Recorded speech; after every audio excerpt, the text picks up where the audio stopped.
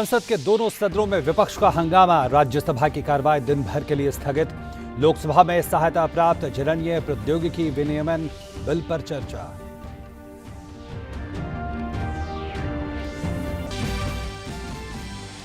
नए corona virus variant Omicron के मद्देनजर अंतर्राष्ट्रीय उड़ानें बहाल करने का फैसला टला। केंद्र सरकार ने कहा उड़ानें बहाल करने की नई तारीख बाद में तय की जाएगी।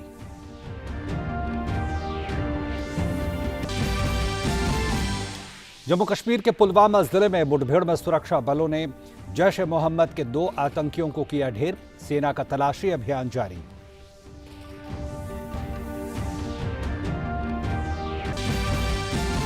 वस्तु और सेवा कर यानी जीएसटी संग्रह नवंबर में बढ़कर 1.31 लाख करोड़ रुपए हुआ।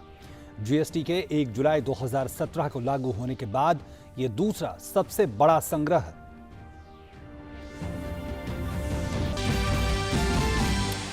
और हॉकी में भुवनेश्वर में खेले जा रहे जूनियर हॉकी विश्व कप के क्वार्टर फाइनल में गत विजेता भारत की आज बेल्जियम से होगी भिड़ंत। क्वार्टर फाइनल जीतने पर सेमीफाइनल में भारत का मुकाबला जर्मनी और स्पेन के बीच होने वाले मैच के विजेता से होगा।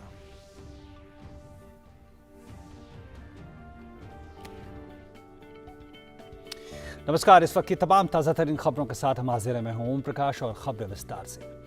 संसदीय कार्य मंत्री प्रहलाद जोशी ने विपक्ष पर निशाना साधते हुए कहा है कि महात्मा गांधी की प्रतिमा के सामने बैठकर ढोंग करना हास्यास्पद है। उन्होंने कहा कि सरकार बहस के लिए तैयार है। विपक्ष को सदन में आकर बहस में हिस्सा लेना चाहिए, न कि हंगामा कर सदन की गरिमा को ठेस पहुंचाए। नकली गांधी पे कॉल के वो पूज्य महात्मा गांधी जी के स्टैच्यू के सामने बैठना ये तो बहुत हास्यास्पद है। इट इज रिडिकुलस एंड नकली गांधी डजंट अंडरस्टैंड एनीथिंग। इसीलिए मैं उनको निवेदन करता हूं, आप कम से कम पश्चाताप व्यक्त करिए और आप हाउस में आइए। कल भी आप नहीं थे, डैम सेफ्टी के बिल बारे में हम पारित कर सकते थे, लेकिन अपने आप सरकार के तरफ से मैंने निर्णय लेके उसको पोस्टपोन किया हूं। आज चर्चा होने दो, क्योंकि हम भी कंस्ट्रक्टिव सजेशन और ओपन डिबेट सरकार चाहते हैं, इसलिए हमने कल पोस्टपोन किया है। कम से कम आज आप आइए, चर्चा में भाग लीजिए और अगर 12 एमपी आना चाहते हैं तो वो रिग्रेट व्यक्त करने दो, पश्चाताप व्यक्त करने दो। कोरोना के नए वेरिएंट ओमिक्रॉन को लेकर सरकार ने दूसरे देशों से आने वाले यात्रियों के लिए जारी नए दिशा निर्देश आज से प्रभावी हुए हैं। स्वास्थ्य मंत्रालय ने देश में आने वाले अंतर्राष्ट्रीय उड़ानों से आने वाले लोगों के लिए दिशा निर्देशों को संशोधित किया है, जो कि 1 दिसंबर से प्रभावी हो रहा है। सभी यात्रियों को पिछले 14 दिनों की यात्रा का विवरण देना होगा। साथ ही एयर सुविधा पोर्टल पर आरटी-पीसीआर टेस्ट के नेगेटिव रिपोर्ट को अपलोड करना होगा। 12 जोखिम श्रेणी वाले देशों से आने वाले यात्रियों को देश में आने के बाद कोविड टेस्ट करवाना होगा और एयरपोर्ट पर टेस्ट की रिपोर्ट के लिए इंतजार करना होगा। यात्रियों की रिपोर्ट अगर नेगेटिव आती है तो उन्हें 7 दिन के लिए होम क्वारंटीन में रहना होगा।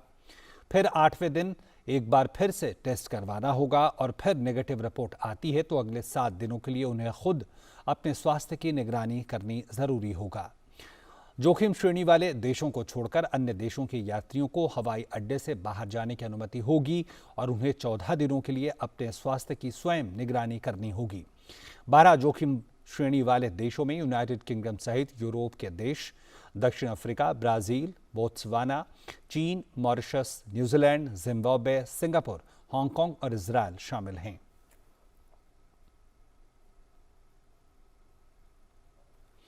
और भारत ने कोरोना वायरस के नए वेरिएंट ओमिक्रॉन से प्रभावित जोखिम श्रेणी वाले देशों की सूची में से बांग्लादेश को हटा दिया है। स्वास्थ्य मंत्रालय ने मंगलवार को नई सूची जारी की, जिसमें से बांग्लादेश का नाम हटा दिया, जहां से आने वाले यात्रियों की अतिरिक्त जांच और रिपोर्ट की जरूरत नहीं पड़ेगी। अब 11 जोखिम श्रेणी वाले देशों में यूनाइटेड किंगडम सहित यूरोप के देश, दक्षिण अफ्रीका, ब्राजील, बोत्सवाना, चीन, Mauritius, New Zealand, Zimbabwe, Singapore, Hong Kong और इजराइल शामिल हैं।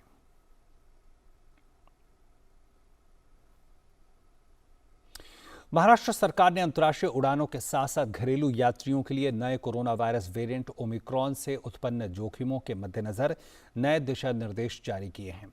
नए दिशा निर्देशों के अनुसार सभी अंतर्राष्ट्रीय यात्रियों को उन देशों का विवरण देना होगा जहां उन्होंने पिछले 15 दिनों में यात्राएं की हैं। यात्रा के दौरान घरेलू यात्रियों के पास RT-PCR की रिपोर्ट नेगेटिव होनी चाहिए। केंद्र सरकार द्वारा घोषित जोखिम वाले देशों के सभी यात्रियों को अनिवार्य रूप से 7 दिन क्वारंटीन रहना होगा। यात्रियों के 7 दिन में दूसरे दिन, चौथे दिन और 7वें दिन का रिपोर्ट नेगेटिव आना जरूरी है। सभी टेस्ट के रिपोर्ट नेगेटिव आने की स्थिति में यात्री को एक और 7 दिनों के लिए होम क्वारंटीन रहना होगा। दूसरे देश से जो जोखिम जोन में नहीं है उन देशों के लिए नेगेटिव रिपोर्ट और 14 दिन का होम क्वारंटीन जरूरी है।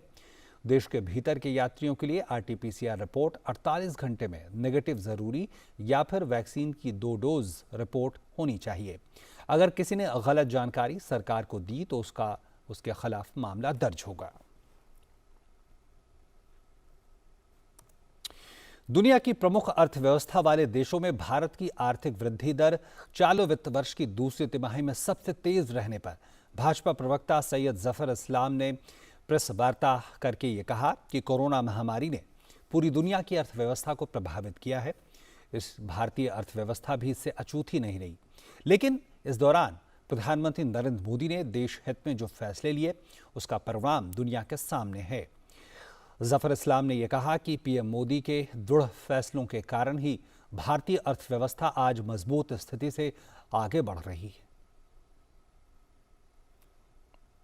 सोच समझ के अच्छे फैसले लिए आज उसका प्रमाण उस फैसले का आज जो है पूरी दुनिया जो है एक्नॉलेज कर रही है कि हिंदुस्तान की इकोनॉमी में जिस तरह से फैसले लिए गए आज ये दुनिया के ये कोई सीक्रेट नहीं है, दुनिया की सबसे तेज तर्रार इकोनॉमी है, तेजी से ग्रो कर रही है और ग्रोथ मोमेंटम जिस तरह से इकोनॉमिक एक्टिविटीज़ जो है वो दिख रही है उससे साफ इसके संकेत है कि आगे आने वाले दिनों में हिंदुस्तान जो है कि हिंदुस्तान की इकोनॉमी और तेजी से ग्रो करेगी। उत्तराखंड के श्रीनगर में हेमवती नंदन बहुगुणा गढ़वाल विश्वविद्यालय में 9वां दीक्षांत समारोह आयोजित किया गया। गढ़वाल विश्वविद्यालय के दीक्षांत समारोह में CDS बिपिन रावत बतौर मुख्य अतिथि के रूप में शामिल हुए, जबकि केंद्रीय शिक्षा मंत्री धर्मेंद्र प्रधान वीडियो कॉन्फ्रेंसिंग के माध्यम से शामिल हुए। इस मौके पर छात्रों को संबोधित करते हुए CDS बिपिन रावत ने कहा, केंद्र सरकार ने रोजगार के क्षेत्र में कई परियोजनाएं शुरू की हैं।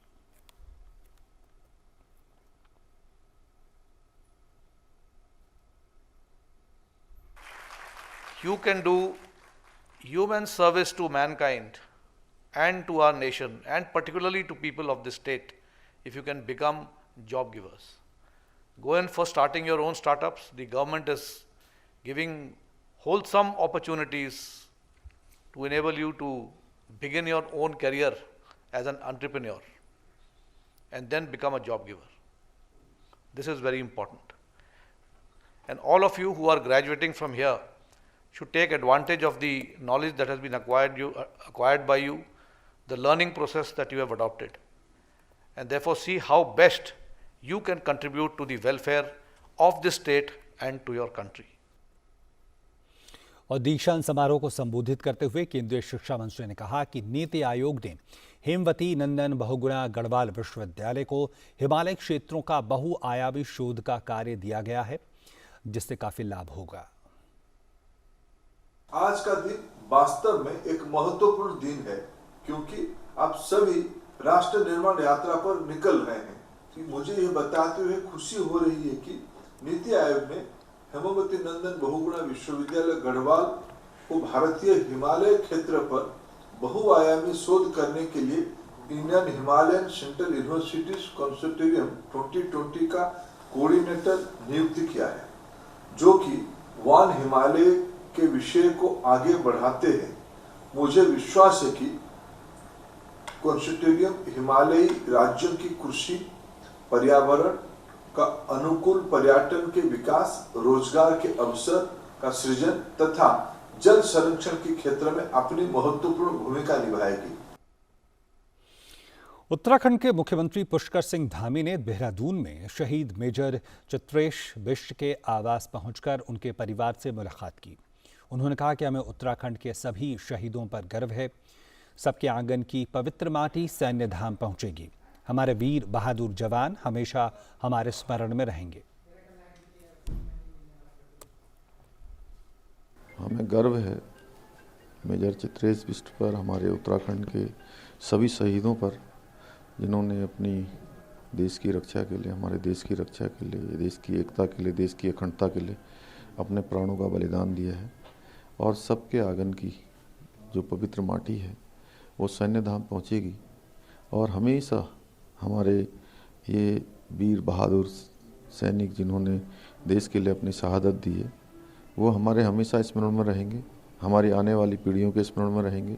हमारे देश के यशस्वी प्रधानमंत्री नरेंद्र मोदी जी ने जो 5वां धाम सैन्य धाम यहाँ बनाया है, उसकी घोषणा की है, वो सैन्य धाम में सबका योगदान होगा और सबकी उसमें सभी का एक तरह से सहयोग होगा।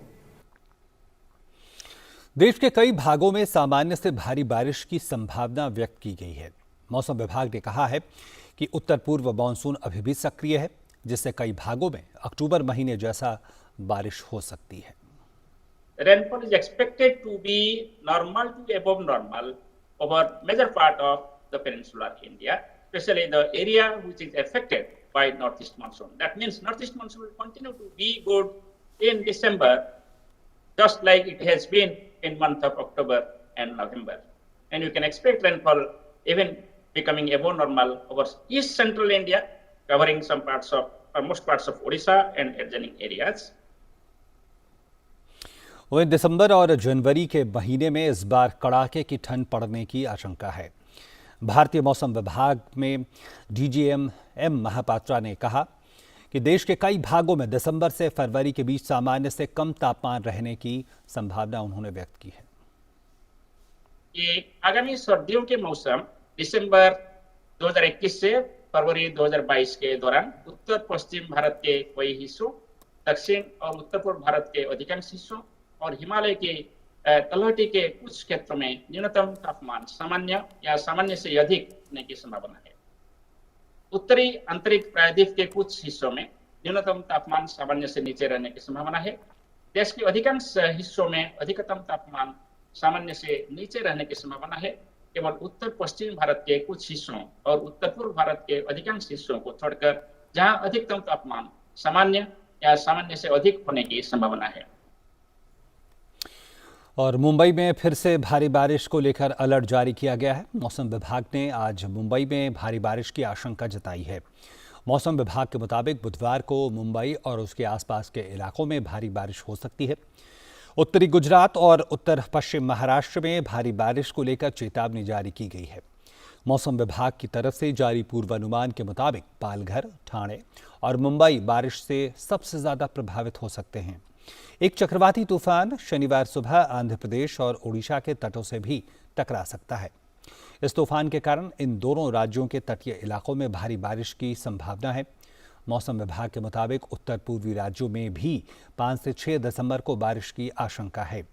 मौसम विभाग की तरफ से जारी मौसम बुलेटिन में बताया गया है कि अंडमान सागर के ऊपर एक कम दबाव वाला क्षेत्र अगले 12 घंटों में बन सकता है और शुक्रवार के आसपास मध्य बंगाल की खाड़ी के ऊपर एक चक्रवाती तूफान में बदल सकता है। अगले 24 घंटों के दौरान महाराष्ट्र तट से दूर पूर्वी मध्य अरब सागर के ऊपर एक कम दबाव का क्षेत्र बनने की संभावना है। वहीं मौसम विभाग के वरिष्ठ वैज्ञानिक उमाशंकर दास ने कहा है कि दक्षिण थाईलैंड और उसके आसपास बना दबाव कल शाम अंडमान सागर के मध्य में पहुंचा, जिसके 4 दिसंबर की सुबह ओडिशा तट से टकराने की संभावना है। इससे पहले कल मौसम विभाग ने चक्रवाती तूफान के शनिवार सुबह आंध्र प्रदेश और ओडिशा के तट से टकराने की आशंका जताई है और इस तूफान के कारण इन दोनों राज्यों के तटीय इलाकों में भारी बारिश की संभावना है। जो लो प्रेशर सिस्टम बना था जो कि south Thailand and adjoining area में, तो वो धीरे धीरे कल शाम को अंडमान सागर के मध्य भाग में पहुंच गया है। आज भी उसका जो स्थिति है वो उसी एरिया में एक्टिव है एवं और उसका जो एसोसिएटेड साइक्लोनिक सर्कुलेशन है वो मिड ट्रोपोस्फीयर तक, जो एटमॉस्फेयर में मिड ट्रोपोस्फीयर तक ये फैला हुआ है। 3 दिसंबर सेंट्रल बे ऑफ बंगाल के एरिया में ये एक साइक्लोनिक स्टॉर्म बनने का चांसेस है। उसके बाद ये जो इसका जो मूवमेंट का जो डायरेक्शन ऑफ मूवमेंट वो कंटिन्यू रहेगा और 4 दिसंबर मॉर्निंग टाइम्स में ये north Andhra Pradesh and Orissa coast के आसपास में पहुंचने का संभावना। इसके वजह से 3 तारीख के शाम से लेकर रात तक आपका कोस्टल उड़ीसा में बारिश होने का संभावना है।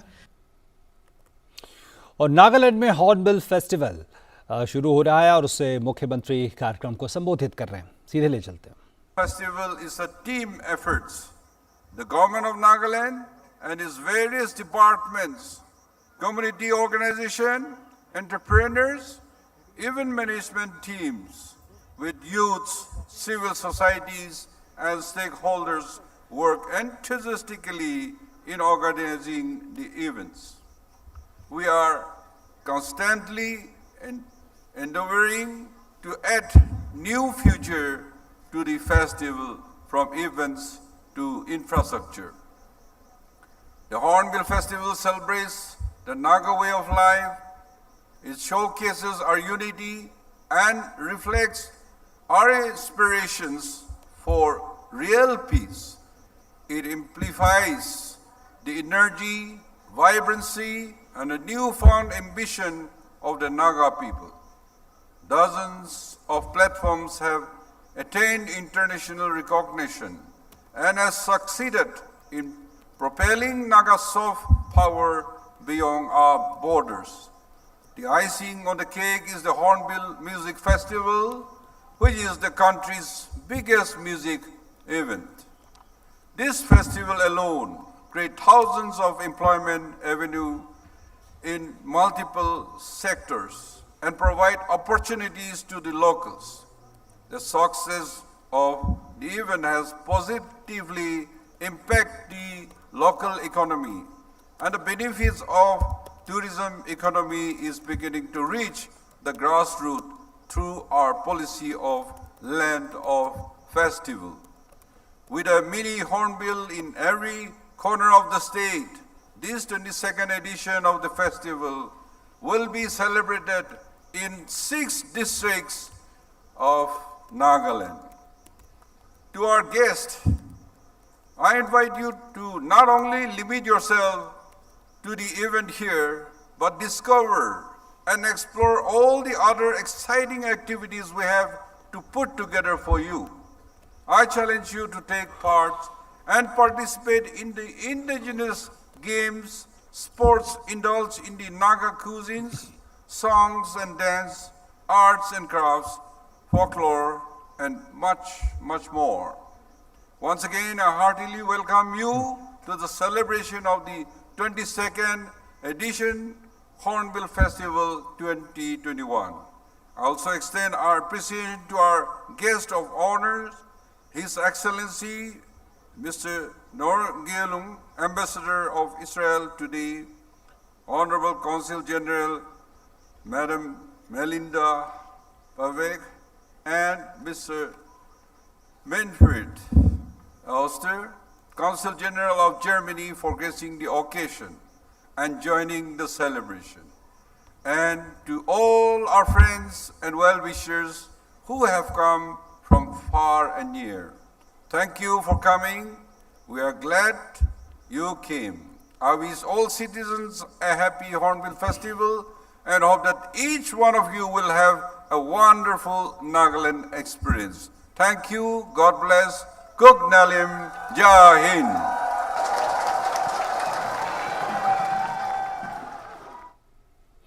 तो आप सीधे तस्वीरें देख रहे थे नागालैंड से, जहां मुख्यमंत्री नेफ्यू रियो हॉर्नबिल महोत्सव के अवसर पर संबोधन कर रहे थे। उन्होंने साफ तौर पर कहा कि ये हॉर्नबिल फेस्टिवल एक तरह से जो नागालैंड की संस्कृति है, जो कल्चर है, उसका एक तरह का जश्न है और ये एक तरह से आर्थिक गतिविधियों को भी बढ़ाता है, स्थानीय लोगों के लिए एक अवसर की तरह है और पर्यटन को भी बढ़ावा देता है। आगे बढ़ेंगे। जम्मू कश्मीर के पुलवामा जिले में चल रही मुठभेड़ में सुरक्षा बलों ने जैश ए मोहम्मद के 2 आतंकियों को मार गिराया, जिसमें जैश ए मोहम्मद का सरगना यासिर पारे शामिल था।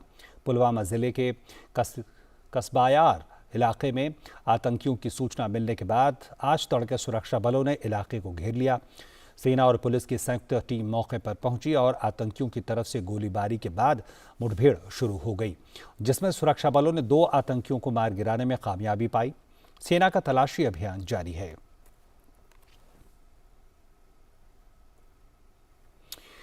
बॉम्बे हाई कोर्ट ने सामाजिक कार्यकर्ता और वकील सुधा भारद्वाज को 2018 भीमा कोरेगांव मामले में जमानत दे दी है। हालांकि कोर्ट ने 8 अन्य आरोपियों सुधीर डावले, डॉक्टर पी वरवर राव, रोना Wilson, advocate Surendra Gadling, professor Shoma Sen, Mahesh Raut, वार्नोन Gonsalves और अरुण फरेरा को जमानत देने से इनकार कर दिया। सभी को जून-अगस्त 2018 के बीच गिरफ्तार किया गया था। कोर्ट ने जमानत की शर्तें तय करने के लिए 8 दिसंबर को सुधा भारद्वाज को स्पेशल एनआईए कोर्ट में पेश करने का निर्देश दिया है। जस्टिस एस शिंदे और जस्टिस एन.जे. जमादार की खंडपीठ ने भारद्वाज की जमानत याचिका पर फैसला 4 अगस्त को और 8 अन्य की आपराधिक अर्जी 1 सितंबर को सुरक्षित रख ली थी। मंगोलिया का संसदीय दल भारत के दौरे पर है। संसदीय दल ग्रेट हुरल यानी वहां के संसद के अध्यक्ष गोम्बोजोव जानदन शटर के नेतृत्व में आया है। इस बीच आज मंगोलियाई संसदीय दल लोकसभा की कार्रवाई देखने पहुंचा। लोकसभा में स्पीकर ओम बिरला ने संसदीय दल का स्वागत किया। ओम बिरला ने मंगोलियाई दल का सभी सदस्यों की ओर से स्वागत किया।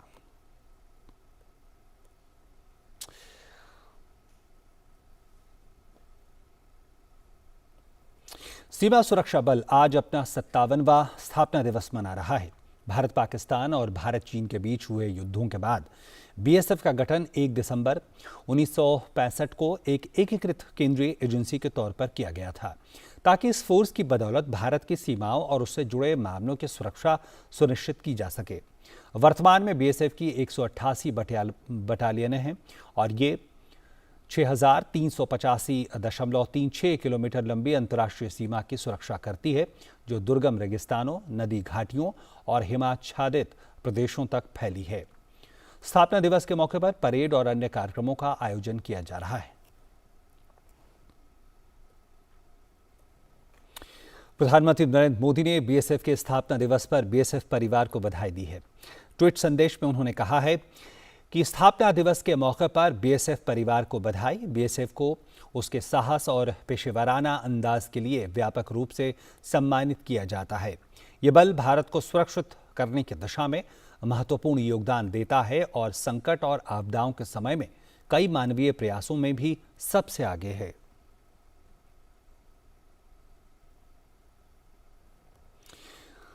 नागालैंड राज्य आज अपना 59वां स्थापना दिवस मना रहा है। नागालैंड राज्य की स्थापना आज ही के दिन 1 दिसंबर 1963 को हुई थी, जिसके बाद ये भारत का 16वां राज्य बना। नागालैंड पर्यटकों द्वारा भारत में सबसे ज्यादा पसंद किए जाने वाले हिल स्टेशनों में से है।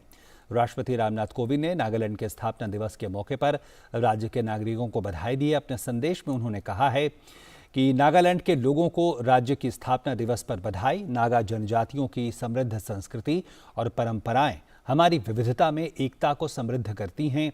मैं 2017 की अपनी यात्रा के दौरान वहां के लोगों की गर्मजोशी को याद करता हूं।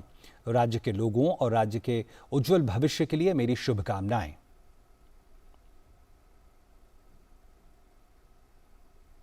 और साथ ही प्रधानमंत्री नरेंद्र मोदी ने स्थापना दिवस के मौके पर नागालैंड की जनता को शुभकामनाएं दी। अपने ट्वीट संदेश में प्रधानमंत्री ने उन्होंने कहा कि नागालैंड के स्थापना दिवस के विशेष अवसर पर राज्य के अद्भुत लोगों को बधाई। नागा संस्कृति वीरता और मानवीय मूल्यों का प्रतीक है। नागालैंड के लोग भारत के विकास में भरपूर योगदान दे रहे हैं।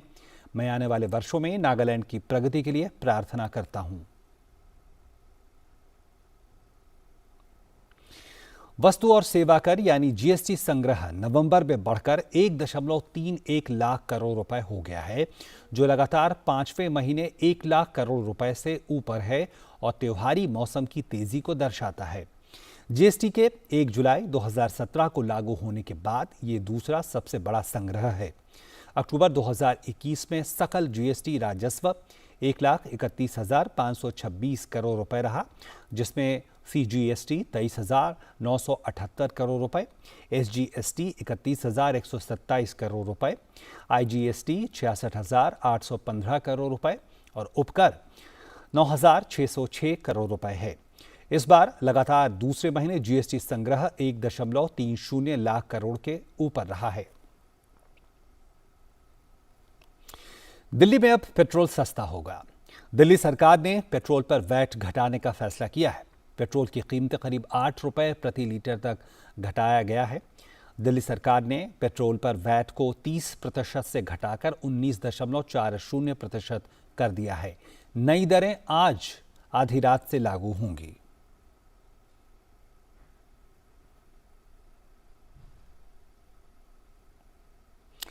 कोरोना वायरस के नए वेरिएंट ओमिक्रॉन पर बढ़ती चिंताओं के बीच विश्व स्वास्थ्य संगठन ने विशेष सत्र का आयोजन जिनेवा में किया और जहां प्रतिभागियों ने महामारी से निपटने के लिए एक नई संधि पर बातचीत की और संपूर्ण मानवता के कल्याण के लिए अपनी मजबूत प्रतिबद्धता को दोहराते हुए भारत ने महामारी के खिलाफ अपनी तैयारी और बेहतर निर्माण के लिए प्रतिक्रिया पर नए उपकरण के मूल में समानता, तकनीकी सहायता और क्षमता निर्माण की आवश्यकता पर जोर दिया।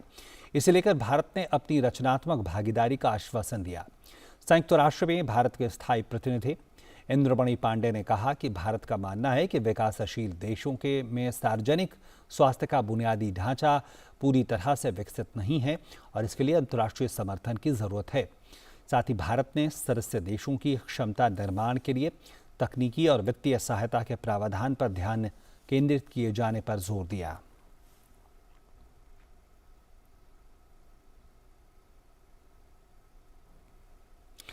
अमेरिका के मिशिगन के ऑक्सफोर्ड स्थित हाई स्कूल में एक 15 वर्षीय छात्र ने गोलीबारी कर 3 छात्रों की हत्या कर दी। मृतकों में 16 साल का एक छात्र और 14 साल और 17 साल की छात्राएं शामिल हैं। गोलीबारी की इस घटना में 8 अन्य लोग घायल हो गए। घायल में से 2 लोगों की स्थिति गंभीर है और उनका इलाज चल रहा है और बाकी 6 लोगों की हालत स्थिर बताई जा रही है। घायलों में एक शिक्षक शामिल है। पुलिस के अनुसार 15 साल के संदिग्ध ने अर्ध स्वचालित हैंडगन से 15 से 20 गोलियां दागी और हमले के पीछे संदिग्ध की मंशा क्या थी उसका अब तक पता नहीं चल पाया है। अमेरिकी राष्ट्रपति जो बाइडेन ने घटना पर दुख जताते हुए मृतकों के परिजनों के प्रति संवेदना जताई है।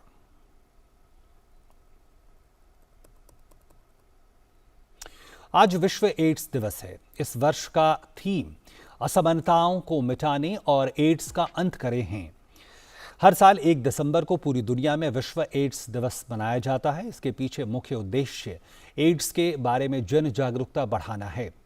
Acquired immuno deficiency syndrome human immunodeficiency virus के संक्रमण के कारण होने वाली एक महामारी है जो प्रतिरक्षा प्रणाली को नुकसान पहुंचाती है। विश्व एड्स दिवस पहली बार 1988 में मनाया गया था। विश्व एड्स दिवस की पूर्व संध्या के मौके पर मंगलवार को सिलीगुड़ी की यौन कर्मियों, स्वास्थ्य कर्मियों और एड्स मरीजों ने मिलकर सामूहिक रूप से मोमबत्तियां जलाई और इस बीमारी से मरने वालों को श्रद्धांजलि अर्पित की। वहीं राजकोट में 1000 से अधिक छात्रों ने कार्यक्रम में भाग लिया। जागरूकता पैदा करने के लिए छात्रों ने एड्स प्रतीक के मानव श्रृंखला बनाई।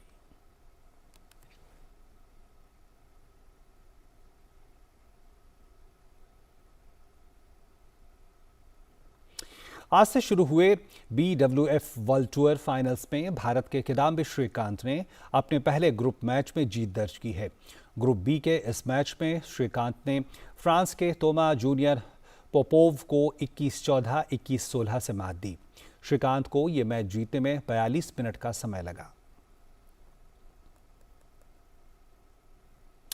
इसके साथ इस बुलेटिन में इतना ही। नमस्कार।